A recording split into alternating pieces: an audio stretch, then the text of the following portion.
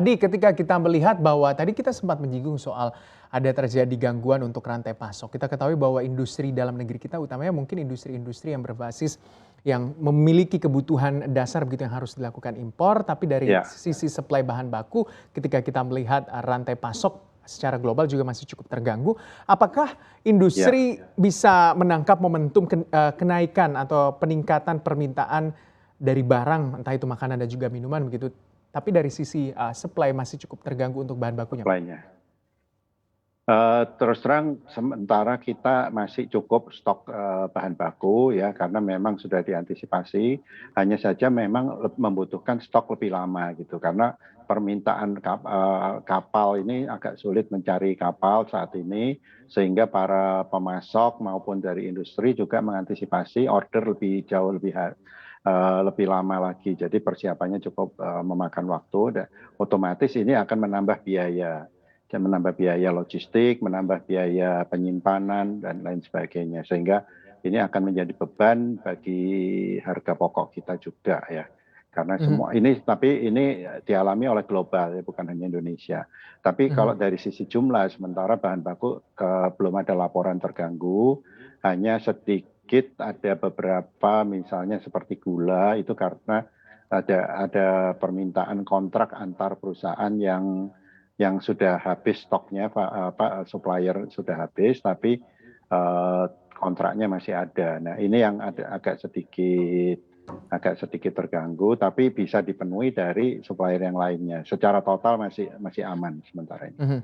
Ya, kalau masalah, rantai pasok begitu atau supply chain yang masih menjadi salah satu kendala begitu untuk industri di dalam negeri kita bisa menangkap momentum peningkatan daya beli masyarakat ini, Anda melihat apakah nantinya akan ada peningkatan harga begitu ketika melihat cost harus ditingkatkan begitu karena butuh, cost Ya, ekstra utamanya mungkin pengiriman bahan baku dari luar untuk masuk ke dalam negeri? ya, ini pertanyaan yang sangat bagus sekali. Memang dalam 2 tahun ini banyak perusahaan yang puasa, meskipun beberapa perusahaan itu penjualan meningkat dan pertumbuhan industri makan minuman juga selalu positif. Tapi di dalam 2 tahun terakhir ini biaya-biaya naiknya luar biasa, termasuk biaya logistik, bahan baku, dan kita ketahui harga harga komoditi pangan juga meningkat luar biasa ya. Kalau FAO melaporkan rata-rata 33% dibanding tahun lalu, tapi beberapa komoditi meningkatnya sangat tinggi, seperti minyak nabati itu naiknya lebih dari 60%, gula lebih dari 50%, kedelai, jagung juga naiknya cukup tinggi ya. Nah, tentu ini berpengaruh terhadap harga pokok kita dan tentu karena kita selama 2 tahun ini tidak menaikkan harga, ini terpaksa tahun 2022 kelihatannya harus menaikkan harga karena kondisi sudah tidak normal.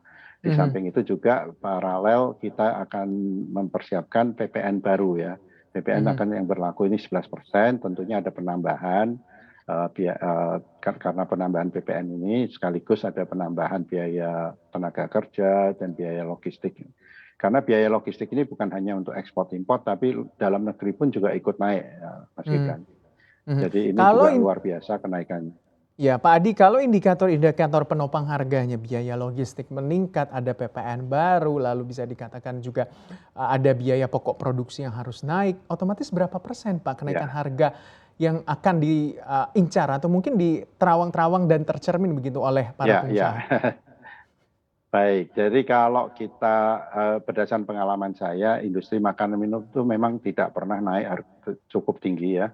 Rata-rata mungkin sekitar 5-7% dari harga yang sekarang ini. Karena kenaikan 1% itu pengaruhnya terhadap permintaan itu cukup tinggi ya, karena elastisitasnya cukup tinggi ya. Tapi itu biasanya pada saat kenaikan terjadi sedikit stagnasi, tapi begitu beberapa bulan konsumen bisa menyesuaikan akhirnya kembali normal. Nah, mudah-mudahan penerawangan saya masing-masing perusahaan berkisar antara 5-7% kenaikannya. Untuk informasi lebih lengkap dan berita terkait, klik link deskripsi. Dan jangan lupa juga untuk download aplikasi CNBC Indonesia yang tersedia di Play Store dan juga App Store. Jangan lupa subscribe ya.